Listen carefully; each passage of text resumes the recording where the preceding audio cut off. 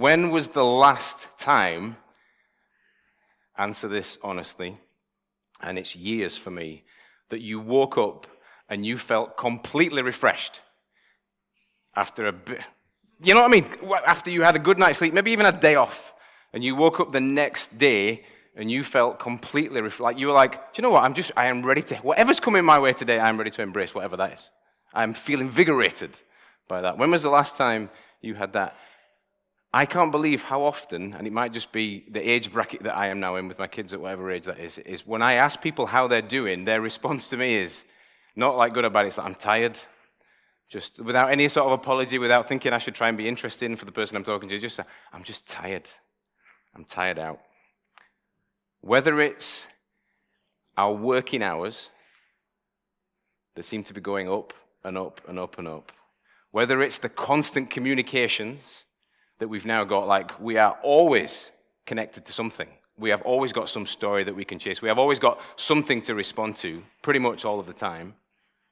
Whether it's that need to prove yourself in your career, amongst your friendship groups, or whether it's that need to improve yourself, which seems to be the constant storyline of our lives.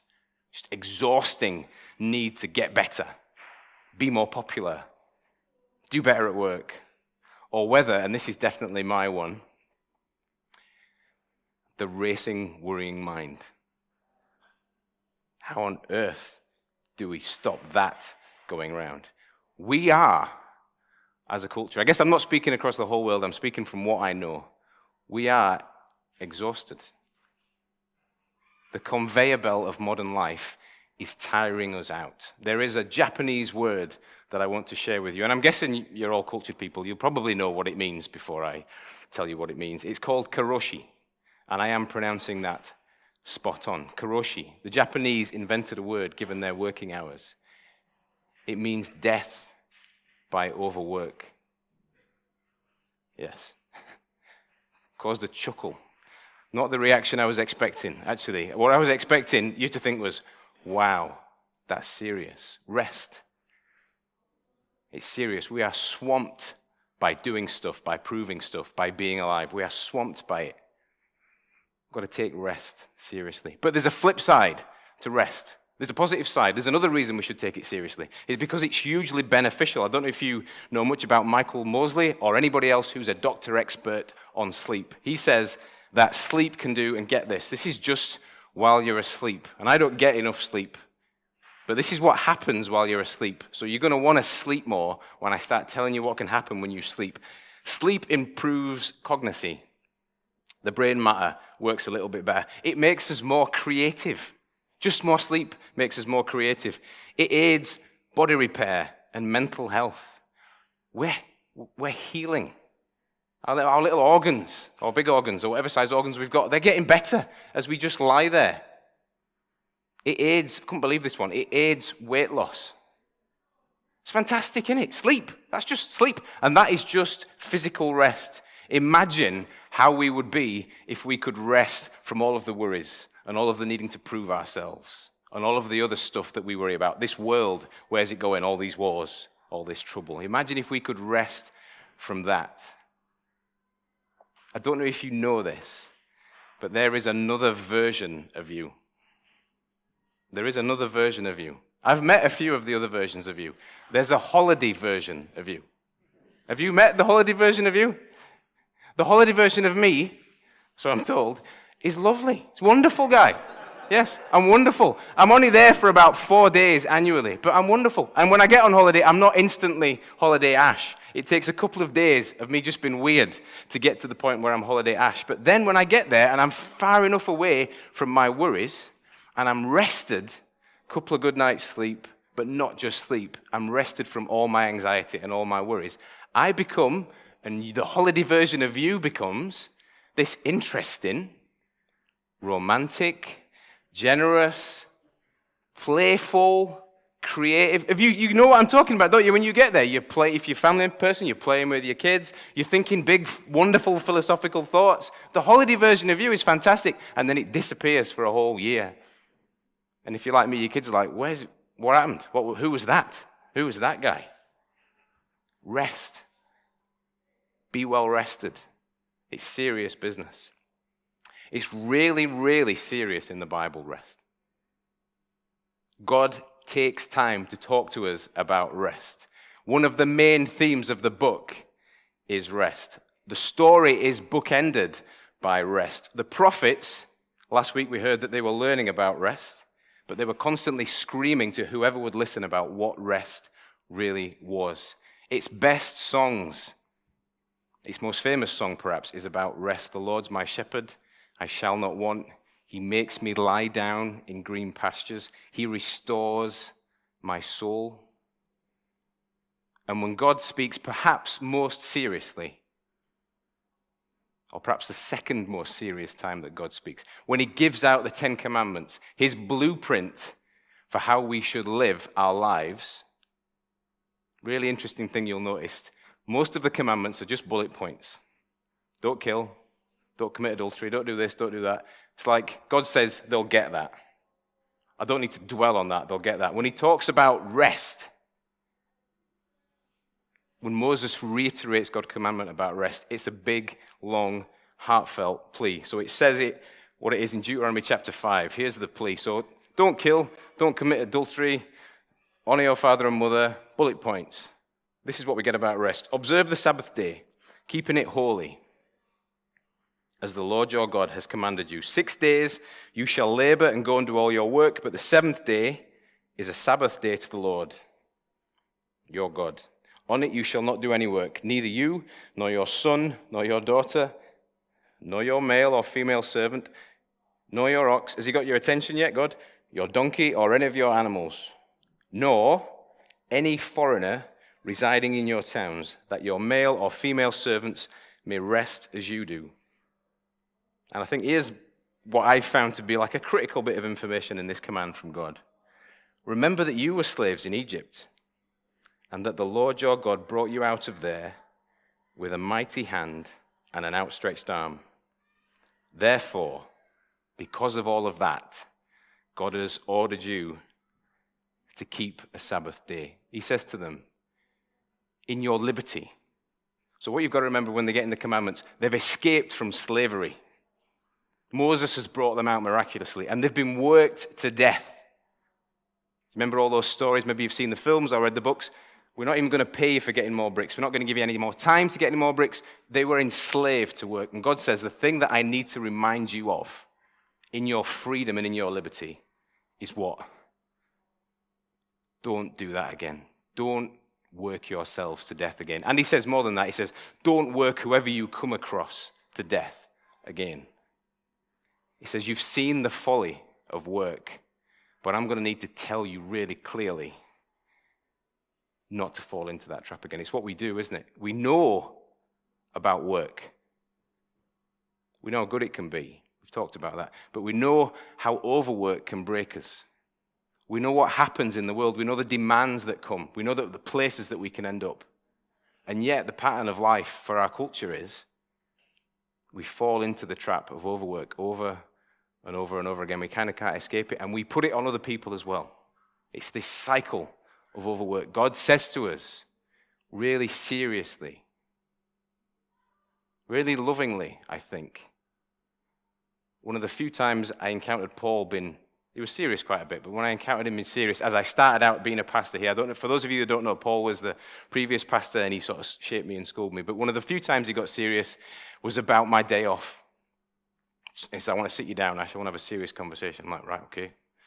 Trying to think what I'd done wrong. It's always my immediate instinct, what have I done wrong? He said, we need to think about keeping days off.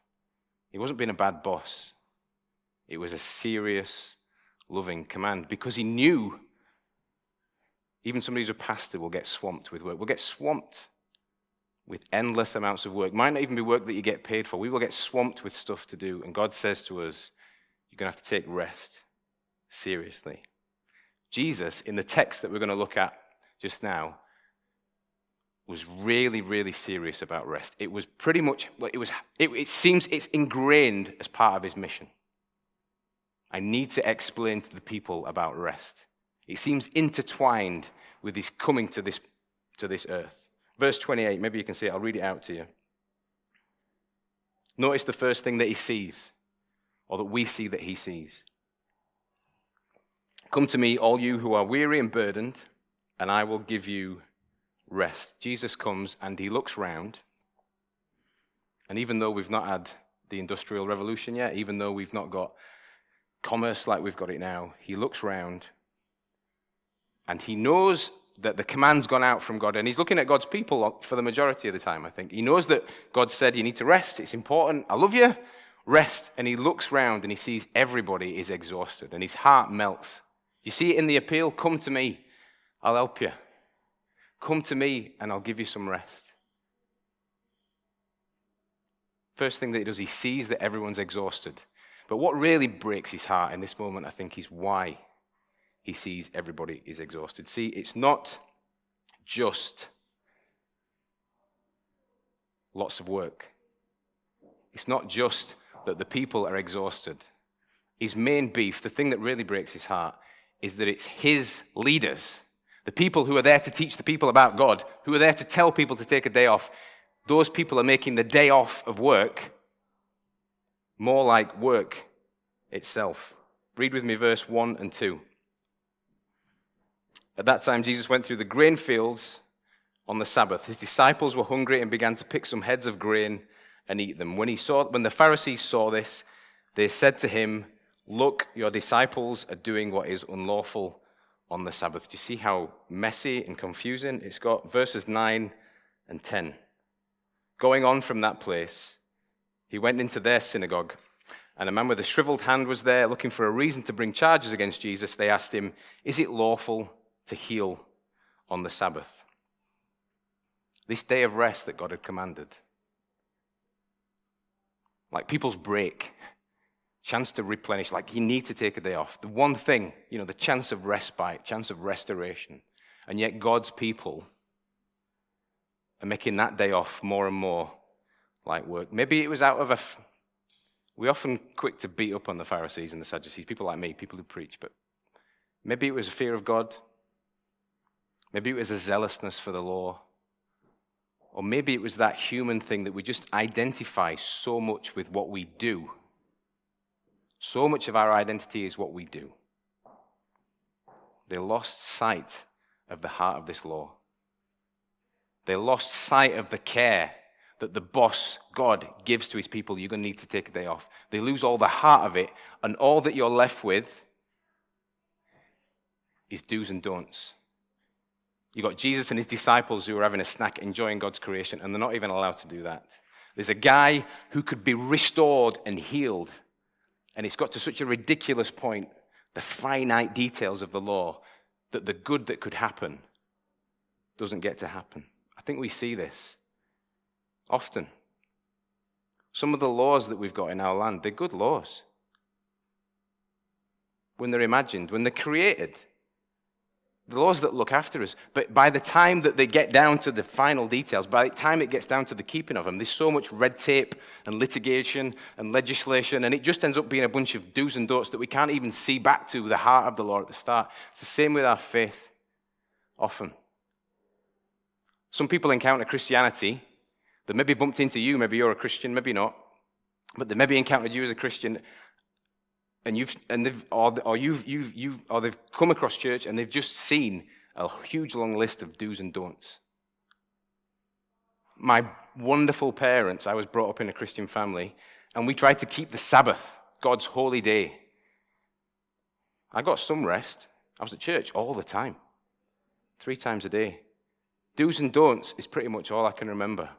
And I love my parents, and they're beautiful, godly people, and they were trying to work it out. Sometimes we can lose sight of the heart of God's law. Jesus, as he sees all this, as he sees God's command for people to rest, and he sees what's happening to it, he sees how exhausted and shattered everybody is, it breaks his heart. It breaks his heart. Do you see where it ends up? Do you see how serious it gets? Check out the last verse, verse 14. Jesus is so upset about rest. Not only does he do nearly all of his miracles on the Sabbath day, you read through the Gospels, he's like, I'm going to make a point about this. We can't have everybody thinking that rest is just what you do. They need to know that it's more than this. They need to know that something bigger is at play. So anytime you read through the Gospels, you see Jesus is healing.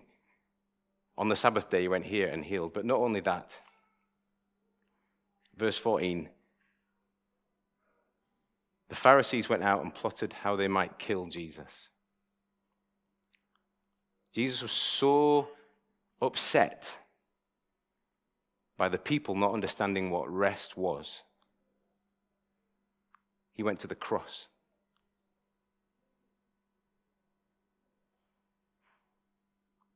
What saves us? What is it that what does our salvation show for us? The very thing that we rest in, the thing that gives us peace and hope and rest, is connected with that story on the cross. How we feel about that story on the cross. You might think it's just about you getting 5 minutes. Rest is so serious. Jesus said to himself and to the world, I can't let people away with thinking that rest is anything, just anything. I can't let them think it's just something that you do. It was so serious to him that he went to the cross. That's the first thing. Rest is serious. Second thing, you can't earn the rest that you need. Can you have that? You cannot earn the rest that you need. God's leaders had shaped a culture to think that the best rest that we can get is achieved and earned, stuff that you do. Now, Jesus will melt their heads in a little while. He'll do a miracle and he'll just blow their minds, but I can't do that just yet. Because I look at their model for rest, doing stuff, and what I realize is, that's my model. That's how I get some rest. That's how I get rest in life. I think I've just got to crack on and do all my things. Once I do all my things, this is when I rest. I rest most days about 9:30 till about 10:15 when I fall asleep. But I rest because I've done all my things. It's a little bit how my Christian life can often be. I think of my rest before a holy God. Sometimes I feel real rest before a holy God when I've done something good. I think, I've read my Bible this morning. I've witnessed to somebody. I've done a half-decent preach. And I rest. I think, God will like this. And I find my rest there.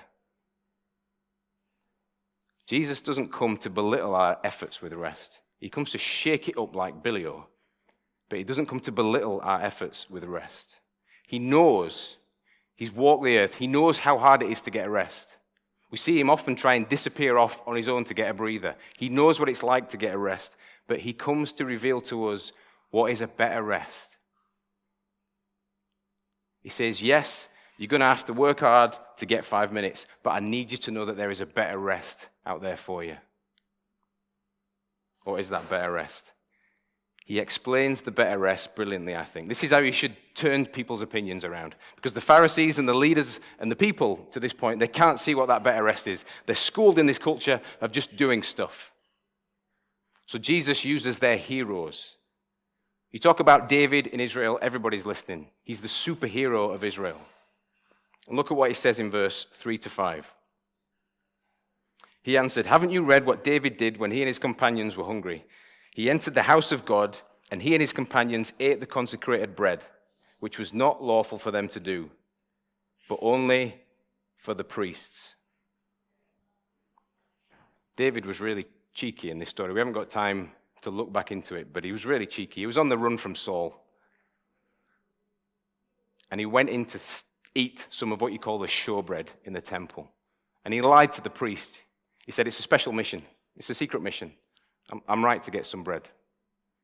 And all of Israel, to this point, have read that story and gone, yeah, that's fine.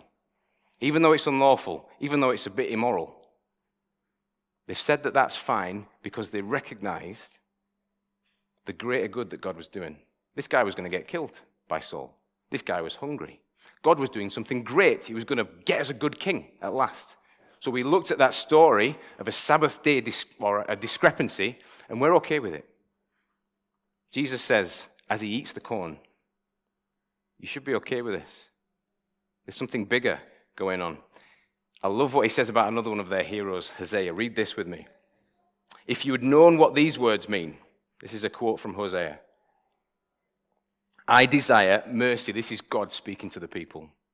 Isaiah says the same thing. If you know what these words mean, I desire mercy, not sacrifice. You have not condemned the innocent. For the Son of Man is greater than the Sabbath. He screamed at the people. Rest is not about what you can do. Sacrifice, a really good thing. Bring your sacrifices. People bringing sacrifice after sacrifice to God. Hosea screams at the people, real rest. It's not just about what you can do. It's about mercy. What's mercy?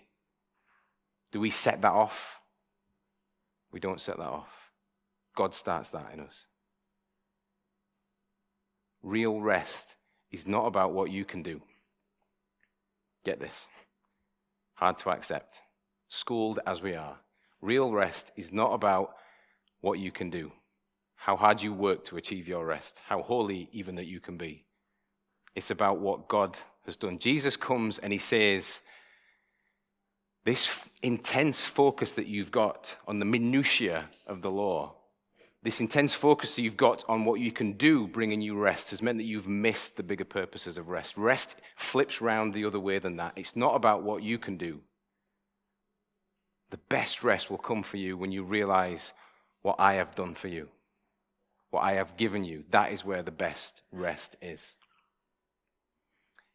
God doesn't rest on the seventh day because he's tired. He rests because he's done something that's brilliant. He's so good. He just keeps saying, this is so good what I've done. And he looks at it and he says, this is good. The humans that he made didn't rest because of the work they'd done. On day 7, they'd not done much. They'd named a few animals. I can't think of anything else that they'd done. The humans rested at the beginning of the story of creation because of what God had done. They could look at this planet and they realized that this good God had shaped all of this. It was his idea. It was his creation. The rivers were going to flow. There was food there. There was a plan. It was a good plan. They rested not in what they could do. They were going to need to work. They were going to need to do stuff. We're going to need to do stuff. We're going to need to keep on working to get to the end of the day and get 5 minutes. But that's not where the best rest will be for us. Now, I love that last bit after the news. When me and Jude sit down, we have 5 minutes before we fall asleep. I'm like, oh, this is rest. This is pretty good. God says to us, in his love, yeah, that's good. You're going to need to keep earning that rest as you go through life, but there's a better rest for you than this. If you can rest knowing that I created this world that you live in, knowing that I hold it in the palm of my hand, knowing that I've got a plan for it. You're not just going to rest when you get to the end of the day. Imagine that you could, as we've thought about, you could start the day. Even though you know it's going to be a disaster, even though you know it's going to be tough, it's a Monday morning, you know it's going to be tough. Or you could have chaos in the middle of the day. But even in that chaos, you can look around and think, well, God's made this. God shaped it. God's got plans for this whole place. This whole story ends with God bringing about restoration. That's where rest is. Now, I need to be really honest with you, and my wife will echo these thoughts. I find it really hard to rest. I put loads of emphasis on what I can do. I like the brownie points. I like to think that I've earned it, and that's not bad rest. But I need to share with you, there is a better rest out there for us. It's what this story is about. The last thing that we need to realize is what we need rest from. What would restore us? What do we need to rest up from? Yes. We're probably doing too much somewhere down the line. I need a better night's kip. We need to do a little bit less, perhaps. But what do we need rest from? What keeps us awake? What is exhausting us at the moment? There is an endless need in our lives to keep on proving ourselves. Don't know if you feel that. It exhausts me. Need to keep on being popular. Keep on looking like you've got your life sorted out. Need to keep on proving your worth to the people around you, to keep people interested in you. the fractious world that we live in. I don't know about you. That exhausts me. When I look round at the wars and the rumors of wars, when the news comes on and there's stories about the economy doing this or doing that, or the vulnerability here or the vulnerability there, or the new disease that they've just found, the constant uncertainty of life, it's exhausting, isn't it? The injustice that we see around us, when it hits us, when we're just unjustly dealt with at work or by friends, or when we see it in other people, we see stories, even of far-flung distant countries, we see injustice, it exhausts us. How can we get a rest from that? I think we'd be all right. I think we've got enough energy. I think it's other stuff going on in the world that exhausts us. Jesus says something game-changing, I think. You might be familiar with verse 28 to 30 of Matthew chapter 11. I think probably most of you will be. Come to me, all you who are weary and burdened. Listen really carefully at the advice Jesus gives about the rest that he's offering. What is he offering? And I'll give you rest. So we've learned already, rest isn't something that we can earn. Jesus gives it. It's given. We've got to receive it. Then he says, take my yoke upon you and learn from me. For I am gentle and humble in heart, and you'll find rest for your souls. My yoke is easy, and my burden is light. What is he saying? What's the rest that we're going to get? It's a bit of a heartbreaker on the one hand, because it's not a break. He uses the example of the yoke of an oxen. So if you know your history, or if you know your agriculture, I'm sure you all do know your agriculture. The illustration that he's giving is of two cows or some cattle that are yoked up together. And it's like a burden on their shoulders as they're dragging this plow across the field. And you probably got, what used to happen is you'd have one cow that was really strong and one that would really struggle. Jesus uses this example. But he doesn't say the answer is to take the yoke off.